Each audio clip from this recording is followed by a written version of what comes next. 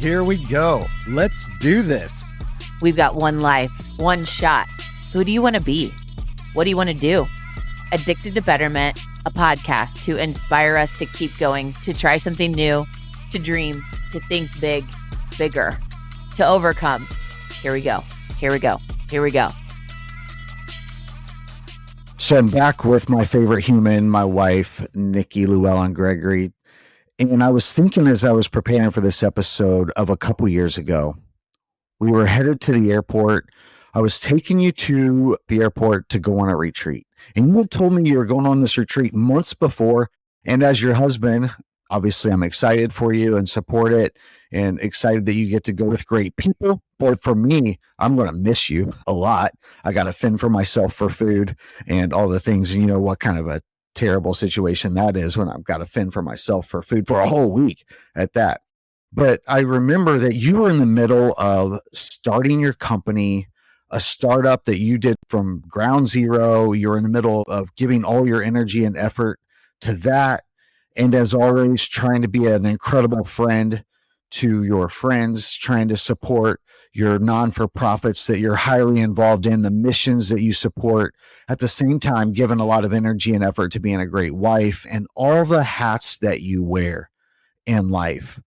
I could feel the tension. I could feel that exhaustion of giving all of yourself to all those things, as we all do.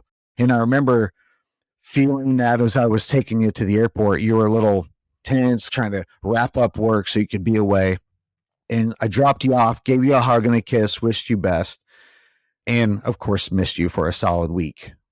But what I remember so profoundly was the Nikki that I dropped off at the airport that gave a hug and told you to have a great week, and that was really exhausted from trying to fill all the roles that you fill so well. That Nikki that I picked up from the same airport in the exact same car that I dropped you off in was a completely different Nikki. I had a different wife that got in my car that I dropped off. You were lighter. You felt more connected. You felt more connected with yourself. You felt more at peace. And you kept saying you were hype and funny. But the Nikki that I picked up was a completely different Nikki. And what I recognized immediately is that was the best investment of time that you made for yourself. And quite frankly, the best sacrifice that I can make. At the end of the day, that was one of the best experiences for both of us. And when you said, hey, let's do an episode about the power of a retreat, I loudly said, yes, let's do this. So excited to talk about the power of a retreat today. Yeah. So many things come to mind just with what you're sharing here and in the effort of being focused on betterment always. Just, wanted to share a couple things. It's like I was being funny when I said, and I was funny. There's something that comes out of me when I am in a complete, just take me away from the normal, I become funny. Like I'm not very funny in my normal life. I think I'm just serious and all about task orientation and goals. And I love that side of me. But I also know that when I am like dropping jokes and just really enjoying being funny, I'm in a relaxed space. And so it just brought that up for a second because I could reflect on like remembering how that felt. Anyway, so that's just a little side note. And then for God's sake, this man, I don't know if anybody else is married to someone or has a partner that no matter what you do to prep food, unless there's a sticky note that says, here is what you do with the food that I already made in this container, like the exact microwave numbers, I don't know what it is. He's like, I could not find anything to eat. I'm like, what are you talking about? Like I food prepped all of this stuff, but he looks in the refrigerator and just cannot find anything. So I love to joke with him that I personally like to be a chef at home, but I have to plate it up and have it all ready for him in order to eat it. So I do worry about you when I go on those retreats, making sure that you eat and not just Taco Bell. So there's that. And then the other thing that I thought about was how you were describing I was feeling on the way to the airport. And I remember I used to feel that way a lot. And the thing that has changed, aside from retreat investments, is investing in a tool that helps to manage your day-to-day, like a project management tool, CRM, all in one. Monday.com has changed my freaking life. Like I feel like they should be a sponsor of the show because I talk about it all the time. On the retreat I was just on last weekend, I was hearing some women say how stressed they were, and I could hear that feeling. Like I know what that's like. There's been this one tool that we've adopted in our business, Monday.com, and there's many different tools like that. It has changed my freaking life. I don't feel like that anymore. I wake up in the morning and I know exactly what to do, and my days flow so much better. So I just wanted to give that a plug. Aside from doing things like retreats, leveraging technology in your favor to help you lessen the stress and like almost not even think about what you have to do, just being able to do what you're meant to do and not having to stress about all the other stuff. So I just needed to say that. But okay, retreats. I don't know where I got started with doing these, whether it is a solo retreat that I think I've only done once or twice, a retreat with one other person, like David, you and I have done them, dear friends of mine and I have done them, or going on an actual formal retreat. I think that's the most powerful, but all of them are so important. And I think that the first point that I'm here to make is, why don't people go on retreats? When am I going to do that? I don't have the time. Oh, it costs X amount of money. Well, yes. However, the outcome of, let's say, in a couple's experience, not investing the time and money, it's a lot more painful emotionally and financially getting a divorce. Know it from experience. So, to do the things proactively to invest even when it feels hard, we have to make room and make time. And so, as this episode is right around coming into a new year, whenever you're listening to it, look at future forward and plan times to take breaks to do retreats, whether that is a personal retreat, a retreat with a friend, or a retreat with your spouse, or a formal retreat. Taking the time, making the time in advance is so important. That's so good. And circling back real quick, you were really funny when you got in the car. The same jokes that I would tell that you wouldn't laugh at, that would be annoying when you got in the car, you found funny, and you were telling jokes, as you said, and your jokes are always funny. But a quick question for you, knowing the pressure that you were under to start your business, to be engaged, it has to feel a little bit overwhelming, like a burden to take time out of your regular life, your business. The question I have is why? Why would you make it that much of a priority? What were the things that weighted going on a retreat as more important than your regular life? So help me understand why that became so important to you. Well, I'll give a simple analogy. How many times do you hear someone say, "Gosh, it came to me in the shower"? Well, it came to you in the shower because you didn't have any distractions. You were not doing your normal thing. You're not sitting at your desk. You had time just with yourself or to think about this. Or like, I woke up in the middle of the night and here was the solution. You didn't have the distractions. And so getting away just brings so much clarity. It's almost magic. It's like, how did I even think of this? Or I got inspired by this idea with someone else, or I read this book that I don't normally take the time for. It's so important to get out of our normal because we don't see the possibilities. We might see the surface of the possibilities, but we are not seeing the depth of the iceberg, if you will, of possibilities when we have all of the things. I got to go do the dishes. I work from home. As soon as I have a free moment on my calendar, I'm like, oh, I should go pull a few weeds, or, oh, I need to work on my Apple Watch and I need to go like get some steps in. Take that away. Just really having time to not be in the normal so that you can clear your mind and really think bigger. So when I think retreat, I think of multiple days. I think of more than just a day away. So if I'm listening and I'm thinking, well, it's good to get a morning where you clear space, clear time, and think and get connected and do the things, as you said, like it comes to you in the shower. Why a retreat? Why a multiple day thing? What's the advantage of that versus taking a day or a morning or an afternoon to just process and think and get clear? But why a retreat?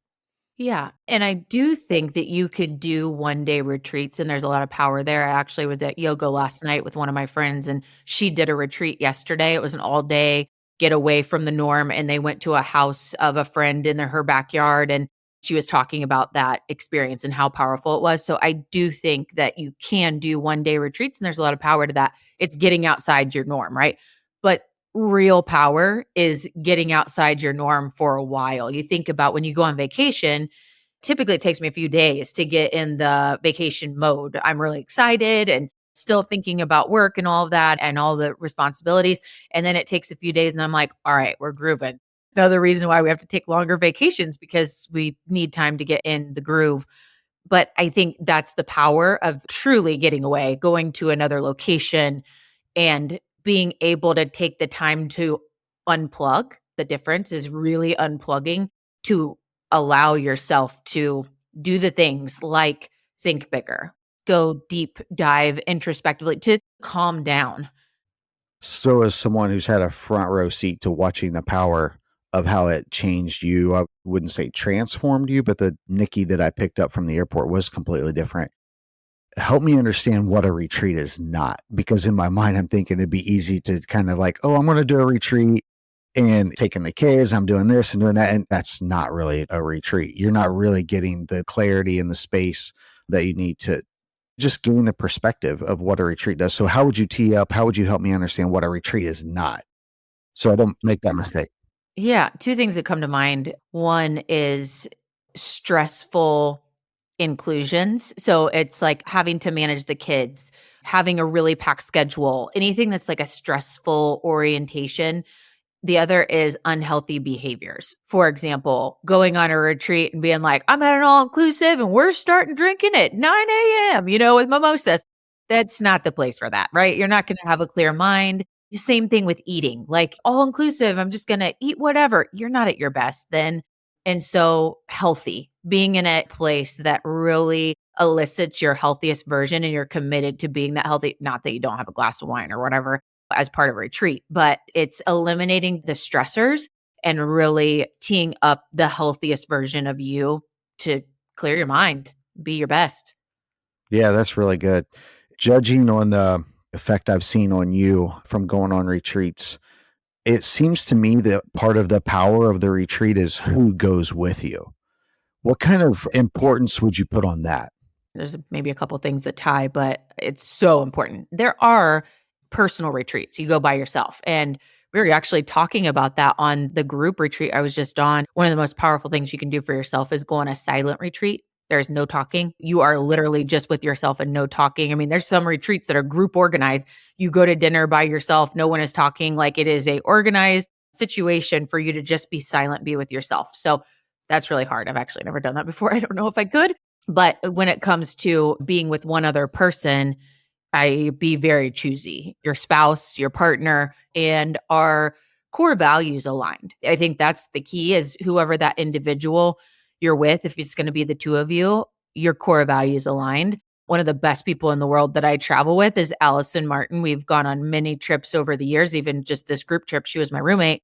And there is no pressure to talk. We're roommates. And it's like, I think one of the mornings, I don't even know if we said good morning. I mean, we were just in such deep reflection, and it was just quiet time for us to be journaling and things, that we're just okay with supporting each other in that.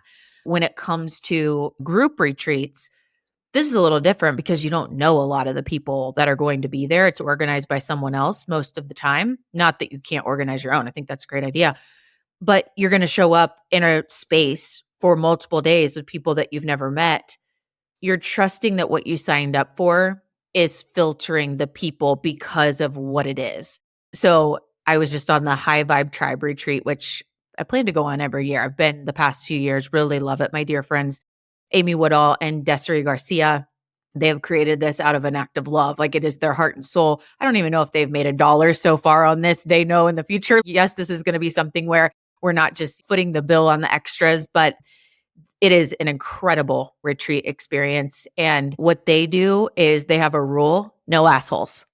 I think it's funny, but it's true. It's like, hey, if you're an asshole, don't even try to show up. And so there's like core values that are laid out about what is high vibe. I mean, just in the name, it's like, not that everybody comes in all whole. It's actually the opposite of that. But we share a common goal of working on elevating our vibe. And we're there to be working on ourselves and pouring into other people, and no assholes, right? There's this common denominator.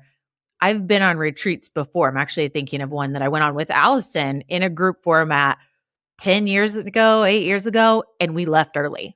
We had paid for the thing and we were like, this is just not a fit for us, aligned. We didn't know any of the people there. We had found it was like a yoga and meditation retreat, and it just wasn't personally aligned for us, and we ended up leaving. So I think that the important part is like core values alignment is key. That's good. I'm wondering how many people investigate going on the high vibe retreat and then see no assholes. Okay, I probably shouldn't sign up for that because I'm an asshole. I just wonder if that ever happens.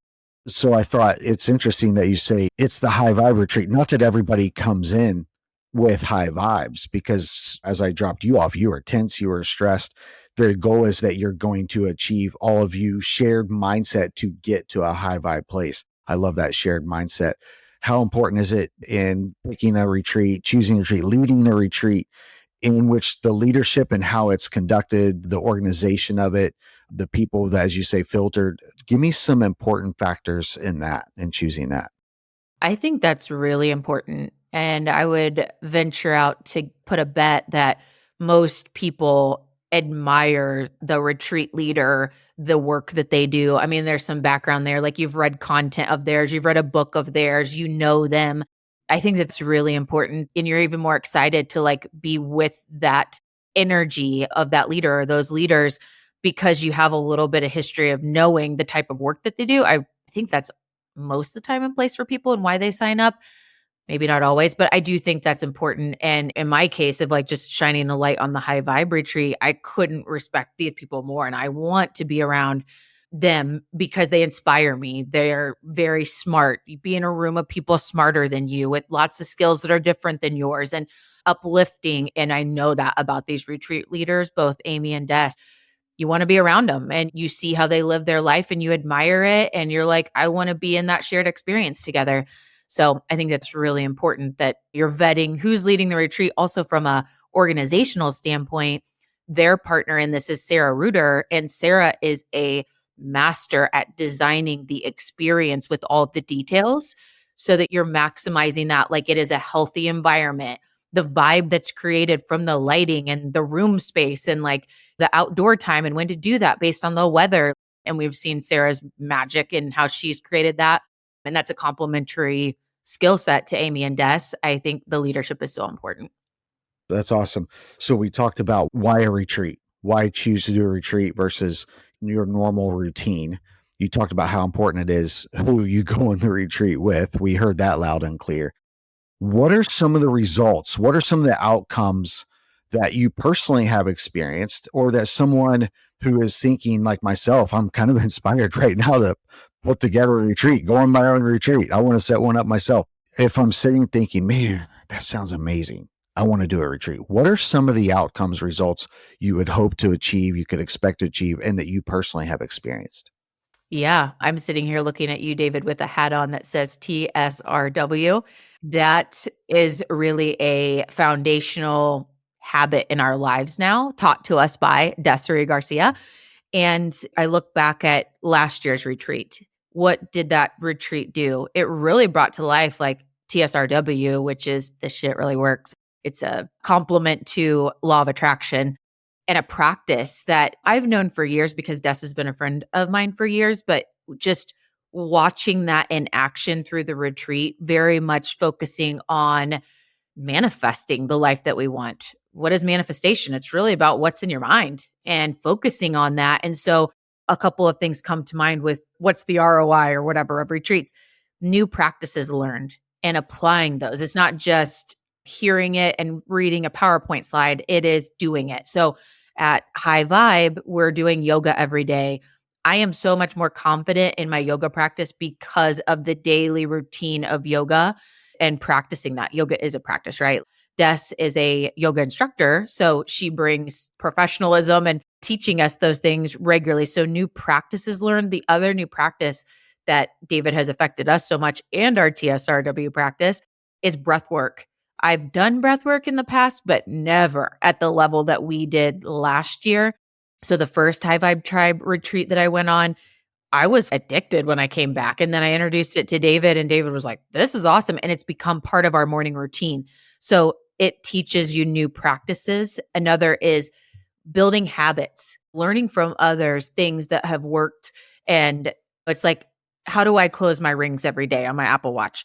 Maybe I heard from someone the importance of starting your day, getting X amount of points through a walk. My point is picking up new habits to put into your atomic habit stack, if you will. Your habit stacks is really a powerful one. And then finally, as most all could imagine, you bring back so many ideas and clarity.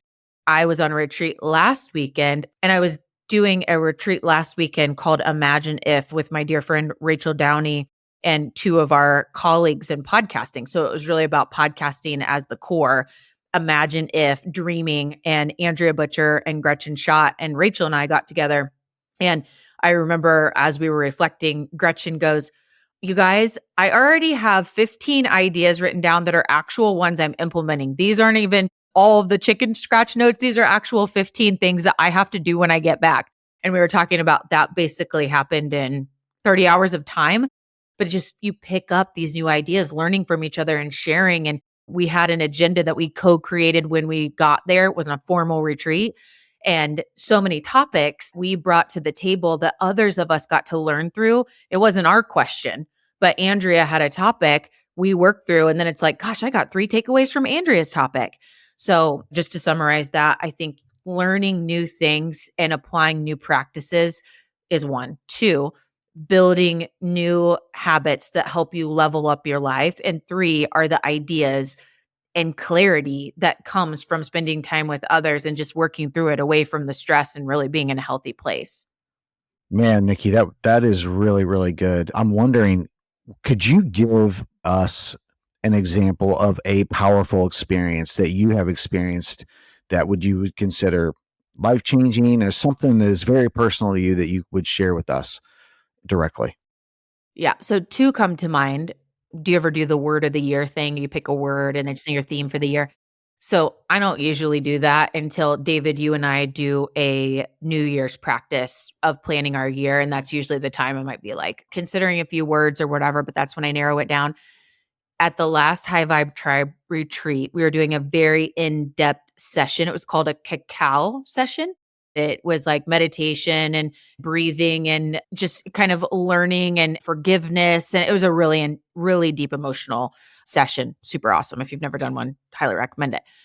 It came to me in that time, my word for 2024. So 2 months in advance, I am getting really clear. And I was like, that's it. That's my word. So going into 2024, I know my word is inspire, not inspiration, but inspire. I know I am here to inspire. I know that like using my strengths when I get to sit down with someone and break things down and help them get clear and take an action, know their action plan and to move forward, they're inspired because they see clearly what to do next. And I'm just really going to be leaning into that. So I was like, I wasn't even trying to do that. It came to me through some journaling and stuff. And I was like, that's it. There's not even another word on the table. That's what I'm doing, which is super cool. The other, as an example of a takeaway from a new tool this year, I told you about it, but I haven't done it. So 2 years ago, I said breath work. That was the game changer. And we still do this. And Imagine If podcast retreat, I got to teach them a breath work and it was really great. We did it together.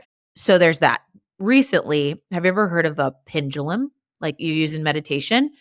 I was not very familiar.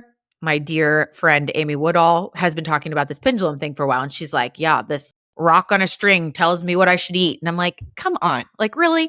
And so anyway, start to learn this pendulum practice. And I am not kidding. It is all based on your energy.